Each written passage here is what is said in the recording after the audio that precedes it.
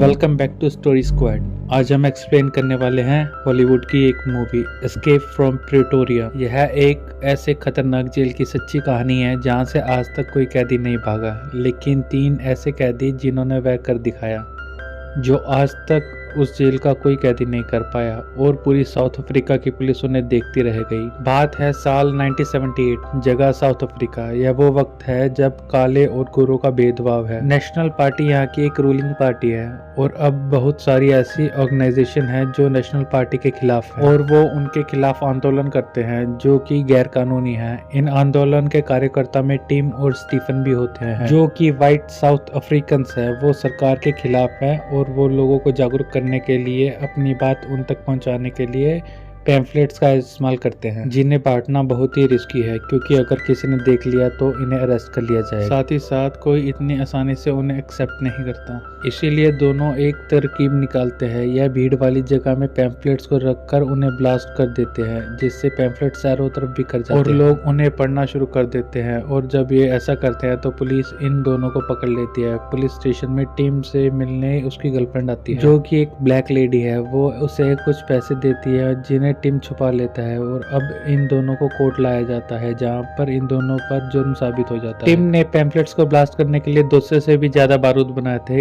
इसलिए उसे उसके लिए 12 साल की सजा होती है। स्टीफन ने उसका साथ दिया था, इसलिए उसको 8 साल की सजा होती है। यह सजा सुनने के बाद स्टीफन पूरी तरह से टूट जाता है, और जब इन्हें प्रिटोरिया जेल ले जाया जाने की तैयारी कर रहे होते हैं तो स्टीफन वहां से भागने की कोशिश करता है, लेकिन वह पकड़ा जाता है, जिसके बाद उसे बहुत बुरी तरह से मारते हैं। इन दोनों को अब प्रिटोरिया जेल ले जाया जाता है, जहाँ का वार्डन, जिसे हर कोई कैप्टन कहता है, वह इन्हें जेल के रूल बताता है। साथ ही साथ कहता है कि तुम देशद्रोही हो क्योंकि ये दोनों वाइट हैं, और वाइट होने के बाद भी यह वाइट लोगों के खिलाफ है और काले लोगों का साथ दे रहे हैं। अब इन दोनों को जेल के अंदर लाया जाता है। जेल के हर कोने को बहुत अच्छे तरीके से देखता है, जिसके बाद इन दोनों को अगल बगल की सेल में बंद कर दिया जाता है। गार्ड ये बताता है कि अगर तुमने अपने सेल में गंदगी की तो इसकी सजा तुम्हें मिलेगी। यह कहकर वह चला जाता है, और अब ये दीवारों को नॉक कर करके एक दूसरे से बातें करते हैं। अगली सुबह जब ये खाना खाने जाते हैं तो देखते हैं कि यहाँ पर कुछ कैदियों ने ब्लू कलर की ड्रेस पहनी है, जबकि उनकी ग्रे होती है। वो खाना लेकर ब्लू कैदियों के पास जाता है जो उसे घूर घूर कर देख रहे होते हैं। तभी उसके पीछे एक बूढ़ा आदमी आता है जो उसे अपने साथ चलने को कहता है और एक अलग टेबल पर ले जाता है, जिसका नाम डेनिस गोल्डबर्ग होता है, जो कि एक पॉलिटिकल प्रिजनर है, पर इसे लाइफ टाइम की सजा मिली है। यहाँ पर हमें स्टीफन को दिखाया जाता है जो खाना लेकर अपनी ब्लू ड्रेस वाले कैदियों के पास बैठने वाला होता है। तभी ग्रे ड्रेस वाले सबके सब इशारा करके टैप करके उसे समझा देते हैं कि वहाँ बैठना खतरनाक है, और वो अपनी टीम के और डेनिस के पास आ जाता है। डेनिस बताता है कि यहाँ पर जितने भी ब्लू ड्रेस वाले हैं यह खूंखार कैदी हैं जो कत्ल, बड़े बड़े जुर्म की सजा यहाँ पर भुगत रहे हैं। अब यहाँ पर एक ब्लैक कैदी ने आवाज करी होती है, इसलिए गार्ड आकर उसे बुरी तरह से मारता है। ब्लू ड्रेस वाले कैदी ये सब एंजॉय करते हैं, जबकि ग्रे ड्रेस वालों को ये अच्छा नहीं लगता। अगली सुबह जब टिम और स्टीफन बाहर होते हैं तो उनके साथ डेनिस भी होता है। डेनिस इन दोनों को बताता है कि यहाँ की जो दीवारें वो 20 फुट ऊंची हैं। यहाँ पर सर्च लाइट रहती हैं जो पूरी रात जलती हैं। साथ ही साथ जो ऊपर गार्ड है जो किसी भी कैदी को गोली मारने से पहले सोचता नहीं है। डेनिस इन दोनों को बताता है कि यहाँ पर सुरंग बनाना भी इतना आसान नहीं है क्योंकि ये जेल बहुत बड़ा है, बाहर तक सुरंग बनाते बनाते कई साल लग जाएंगे। जब ये तीनों बातें कर रहे होते हैं तभी यहाँ पर एक कैदी जिसका नाम लियोनार्ड है वो इनकी बातें सुन लेता है, इसलिए वो इनके पास आता है और कहता है कि डेनिस हमेशा दूसरे कैदियों को डराता है। यह सच है कि आज तक कोई इस जेल से भाग नहीं पाया, लेकिन कई काम जिंदगी में पहली बार होते हैं और मैं यहाँ से भागना चाहता हूँ। अगर तुम यहाँ से भागने का प्लान बनाओ तो मुझे साथ लेते जाओ। और जब सब ये बातें कर रहे होते हैं तो ऊपर से कैप्टन यानी कि वार्डन इन्हें देख लेता है। उसे शक हो जाता है कि यह कुछ न कुछ तो गड़बड़ करने वाले हैं। टिम रात को जब अपनी सेल में होता है तो वह अपने सेल के लोग को देखता रहता है और सोचता है कि इसे कैसे खोला जाए। 23 दिनों तक वह यही सोचता रहता है कि दरवाजे को कैसे खोला जाए, और 23 दिन के बाद उसे आइडिया आता है कि क्यों ना वो दरवाजे की नकली चाबी बना ले, तो वह यहाँ से भाग सकते हैं। अगले दिन वह अपने साथियों को ये बताता है कि अगर यह सब मिलकर लकड़ी की चाबी बना ले तो ताले खोलकर यहाँ से निकला जा सकता है। और लियोनार्डो को उसके आइडिया में बिल्कुल दम नहीं लगता। वो कहता है कि यहाँ पर बहुत सारे दरवाजे हैं जो यहाँ मिलना मुमकिन नहीं। तो स्टीफन कहता है कि अगर हम वर्कशॉप जाएं तो वहाँ से हमें इतनी लकड़ी मिल सकती है, लेकिन अब इन्हें सबसे पहले चाबियाँ के डिजाइन डिजाइन को बनाना होगा और रोज टिम गार्ड की कमर में लटके हुए चाबियों के गुच्छे को ध्यान से देखता है और रात को अपनी सेल में आने के बाद एक एक चाबी का डिजाइन बनाता है और इस तरह से 74 दिन बीत जाते हैं। अब तक उसने लगभग सभी चाबियों के डिजाइन बना लिए हैं और अगले दिन जब वह वर्कशॉप में जाते हैं तो वहाँ टिम अपनी इस बोतल में, जो कि एक कैदी के पास होती है, जिसमें वह अपनी चाय या कॉफी या पानी रख सकते हैं, उसमें टिम कुछ लकड़ियों के छोटे छोटे टुकड़े, फाइल और ऐसी चीजें रख लेता था जिससे वह लकड़ी को शेप देकर चाबी बना और साथ ही साथ वह बोतल के ऊपर से कपड़ा अंदर डाल देता ताकि बोतल के हिलने पर लकड़ी की आवाज ना करे।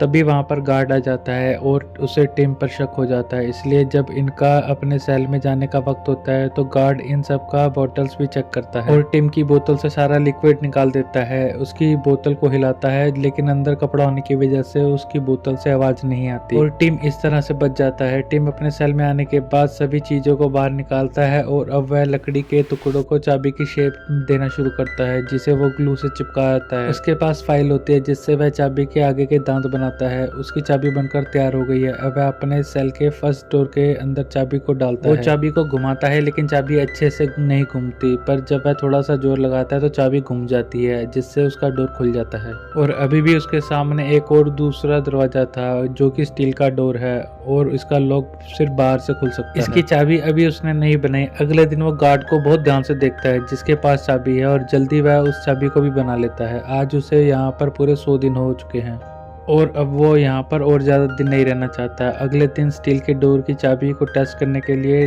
नाइट गार्ड पर नजर रखता है और टिम चाबी को स्टील के डोर के अंदर से डालता है। वो उसे घुमाने की कोशिश करता है लेकिन जो भी शेप होता है वह पूरी तरह से परफेक्ट नहीं है, इसीलिए वो चाबी को निकालकर उसे फाइल से और उसे अच्छे से शेप करता है, जिसके बाद वो चाबी लगाता है और अब डोर में चाबी लग जाती है और वो उसे घुमाता है। वापस घूमकर जब वो उसे निकालने की कोशिश करता है जब चाबी टूट जाती है। इससे सब के सब डर जाते हैं लेकिन डेनिस उसकी तरफ एक चाकू फेंकता है जिससे वो लकड़ी के टुकड़ों को निकालने की कोशिश करता है। वो बाहर आ चुका है। गार्ड के जाने के बाद टिम उसे अंदर डालने की कोशिश करता है लेकिन वह अंदर नहीं जाता। शाम को जब सब के सब कैदी अपनी सेल्स के अंदर चले जाते हैं तो गार्ड आकर देखता है कि टिम के बाहर के डोर का जो लॉक है वह बाहर की तरफ है। अंदर टिम बहुत बुरी तरह से घबरा रहा होता है क्योंकि अगर ये कैप्टन को पता चल गया तो उसे बहुत बुरी सख्त सजा मिलेगी, लेकिन गार्ड उस पर ज्यादा ध्यान नहीं देता और वहां से चला जाता है। अब साल का वो दिन आता है जब कैदी अपने रिलेटिव से मिल सकते हैं लेकिन टिम से मिलने कोई नहीं आता। लियोनार्डो से मिलने उसका बेटा आता है जिससे वह फ्रेंच में बातें कर रहा होता है जो कि यहाँ के रूल्स के खिलाफ है, इसलिए गार्ड उसे वहां से ले जाता है। हालांकि यहाँ पर हर एक कैदी के पास आधा घंटे का टाइम होता है जब वह अपने रिलेटिव से मिल सकता है, लेकिन फ्रेंच में बात करने की वजह से तय वक्त से पहले ही उसे वहां से वो ले जाते हैं। इन्हें जेल में आज पूरे 142 दिन हो चुके हैं। इन्हें समझ में नहीं आ रहा है कि बाहर जो स्टील का दरवाजा है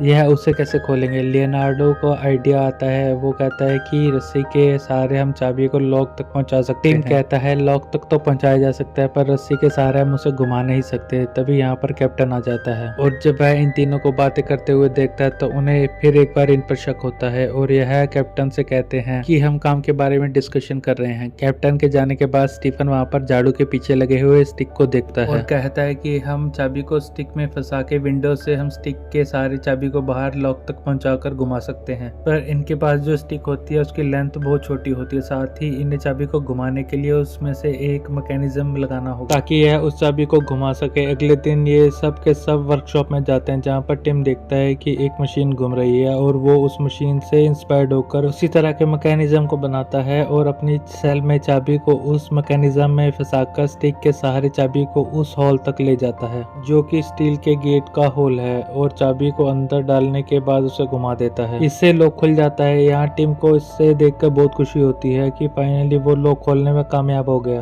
और जब वह चाबी को बाहर निकालता है तो गलती से चाबी नीचे गिर जाती है जिससे टिम बहुत ज्यादा डर जाता है। उसे कुछ समझ नहीं आता कि वो चाबी को वापस कैसे लेकर आए।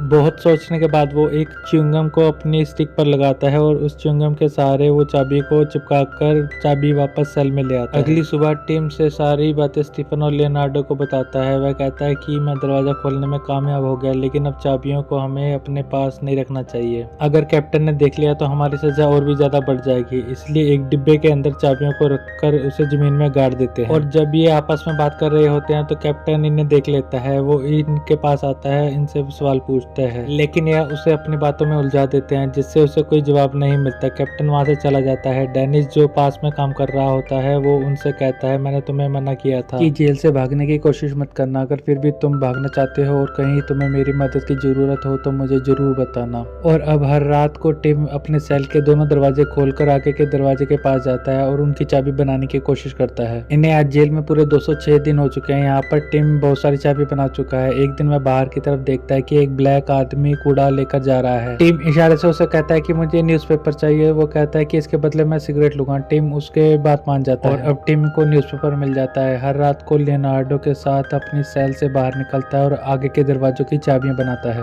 उसमें ऊपर के फ्लोर की सभी चाबियां होती हैं और आज रात वो नीचे जाते हैं और जब वह नीचे की चाबियों को देख रहे होते हैं तभी वहां पर एक मोटा सा सिक्योरिटी गार्ड आने वाला होता है। उससे बचने के लिए यह दोनों एक स्टोर रूम में छुप जाते हैं। इनकी किस्मत अच्छी होती है कि मोटे गार्ड को कुछ पता नहीं चलता। ये दोनों अपनी सेल्स में वापस चले जाते हैं। अभी ये रात भर जगे रहते हैं, इसलिए दोनों के दोनों सुबह देर तक सोते रहते हैं। जिस गार्ड ने टिम की बोतल की तलाशी ली थी उसे इन दोनों पर शक हो जाता है। वो सभी कैदियों को सेल से बाहर आने के लिए कहता है और वो सभी के सभी कैदियों के सेल्स की तलाशी लेता है। और जब वह खुद टिम के सेल में जाता है और उससे वो कप गिर जाता है जिसमें चाबियों की लकड़ियों के छोटे छोटे टुकड़े रखे होते हैं। वो उन टुकड़ों को उठाता है और पूछता है कि ये क्या है। टिम बड़ी चालाकी से कहता है कि ये फोटो स्टैंड है, मैंने फोटो को स्टैंड करने के लिए टुकड़े बनाए हैं। गार्ड उसकी बात पर यकीन कर लेता है। उसे वहां पर स्टिक भी मिलती है जिस पर रस्सी लगी हुई होती है, लेकिन उसे इस पर शक नहीं होता। वो इसे वार्निंग देता है कि अगर कुछ भी गड़बड़ करने की कोशिश की तो अंजाम बहुत बुरा होगा। यह कहकर गार्ड वहां से चला जाता है। टिम को समझ में आ जाता है कि एक भी चाबी के टुकड़े को अपने पास रखना ठीक नहीं होगा, इसलिए जेल के अलग अलग हिस्सों में चाबियों के टुकड़ों को छुपा देता है। और इस तरह से आज इनके यहाँ पर 400 से भी ज्यादा दिन बीत चुके हैं और अब टिम लगभग सभी चाबियों को बना चुका है। उसने 39 चाबियां बनाई हैं। वह तय करता है कि जल्द से जल्द वह यहाँ से भाग जाएगा। वो डेनिस के पास जाता है और कहता है कि तुम्हें और तुम्हारे साथियों को भी हमारे साथ चलना चाहिए। और डेनिस और उसके साथी मना कर देते हैं। यह तय करते हैं कि अगली रात को ये तीनों के तीनों यहाँ से भाग जाएंगे। एक दिन पहले स्टीफन की सेल में न्यूज़पेपर का टुकड़ा डालता है। यह वही न्यूज़पेपर है जो उसने कैदी से सिगरेट के बदले लिया था। इसमें इस जेल का नक्शा होता है जो स्टीफन अच्छे से समझ लेता है। और अब अगली रात को ये तीनों के तीनों अपनी सेल से बाहर निकलते हैं। टिम एक बार फिर डेनिस के पास जाता है और कहता है कि तुम भी हमारे साथ चलो, पर डेनिस मना कर देता है। और अब ये तीनों एक एक दरवाजा खोल के आगे बढ़ते हैं। जेल से बाहर निकलने के बाद पहले ये अपने कपड़े चेंज कर लेता है, जिसके बाद ये तीनों के तीनों नीचे वाले फ्लोर तक पहुंच जाते हैं। और अब ये गेट खोलने वाले होते हैं कि मोटा गार्ड यहाँ पर आ जाता है। तीनों के तीनों वहीं स्टोर रूम में छुप जाते हैं। मोटा गार्ड अब स्टोर के दरवाजे को खोलने वाला होता है क्योंकि उसे शक होता है यहाँ पर कुछ ना कुछ तो गड़बड़ है। तभी हमें डेनिस को दिखाया जाता है जो अपने सेल के बल्ब को तोड़कर शॉर्ट सर्किट कर देता है और जोर जोर से चिल्लाना शुरू कर देता है। इसलिए मोटे गार्ड को ऊपर जाना पड़ता है। इन तीनों की जान बच जाती है। दरअसल यह इनके प्लान का हिस्सा था कि जब भी ये स्टोर के अंदर जाएंगे तो ऊपर से डेनिस किसी तरह से गार्ड को अपने पास बुला लेगा और ये तीनों के तीनों यहाँ से आगे बढ़ जाएंगे। गार्ड जब ऊपर जाता है तो ये तीनों के तीनों यहाँ से निकल जाते हैं और उस डोर तक पहुंच जाते हैं जो कि एक इलेक्ट्रॉनिक डोर होता है। इसे इन्हें बटन से खोलना होगा, नहीं तो अलार्म बज जाएगा। और बटन होता है गार्ड के रूम में। लियोनार्डो कहता है कि मैं गार्ड के रूम में जाकर बटन को ऑन करता हूँ, इसके बाद डोर खुल जाएगा और हम यहाँ से निकल जाएंगे। लियोनार्डो ऐसे ही करता है, वो इलेक्ट्रॉनिक डोर खुल जाता है। और अब इनके सामने आखिरी डोर है। ये पीप होल से देखते हैं जहाँ पर मेन गेट होता है जो अब भी खुला है और गेट के बाहर सड़क होती है, यानी कि इनकी आजादी ये एक दूसरे के गले मिलते हैं। अब टिम एक एक करके चाबी लगाता है, लेकिन किसी भी चाबी से यह गेट नहीं खुलता क्योंकि इन्होंने इसकी चाबी नहीं बनाई। पहली बार यहाँ तक पहुंचे हैं। टिम कहता है कि हमें वापस जाना होगा और इसकी चाबी बनानी होगी। लियोनार्डो कहता है कि हम ऐसा नहीं कर सकते, भले मेरी जान क्यों ना चली जाए, मैं यहाँ से वापस नहीं जाऊंगा। और अब लियोनार्डो बहुत ध्यान से उस लोग को देखता है और देखता है कि वो एक लकड़ी के अंदर जा रहा है जो कि खोखली है, यानी कि उसे तोड़ा जा सकता है। और वो उसे तोड़ने की कोशिश करता है जिससे बहुत ज्यादा शोर होता है। टिम डर जाता है। वो अंदर जाकर गार्ड को देखता है, लेकिन गार्ड ने अब तक यह आवाज नहीं सुनी थी। तो लियोनार्डो के पास आता है। अब तक उसने लकड़ी को काफी हद तक तोड़ दिया था। टिम कहता है कि हमें मिलकर इसे तोड़ना चाहिए। के बाद वह उस पर कुछ प्रहार करते हैं जिससे वह गेट भी खुल जाता है। सबसे पहले वो अपने कपड़े को बदलते हैं। इनके सामने इनकी आजादी होती है और अब ये धीरे धीरे आगे बढ़ना शुरू कर देते हैं। ऊपर 10 फुट की वॉल पर जो गार्ड होता है वो इन्हें देखने वाला होता है, उससे पहले ही टिम उसे देख लेता है। तीनों के तीनों दीवार के पीछे छुप जाते हैं और मिरर से उस पर नजर रखते हैं। और जैसे गार्ड वहां से जाता है तीनों के तीनों जेल से बाहर निकल जाते हैं। रास्ते में इनके इनके सामने कुछ गार्ड्स भी आते हैं जो इन्हें पहचान नहीं पाते। अभी तीनों के तीनों टैक्सी स्टैंड पर जाते हैं जहाँ पर वह एक टैक्सी को हायर करके इस जगह से निकल जाते हैं। सुबह जेल में गार्ड्स को पता चल जाता है कि ये तीनों भाग गए हैं, जिससे वो डर जाते हैं क्योंकि अब इनकी नौकरी खतरे में है। बाकी सभी कैदी इन पर हंस रहे होते हैं क्योंकि इन तीनों ने वो कर दिखाया जो आज तक इस जेल में कोई नहीं कर पाया था।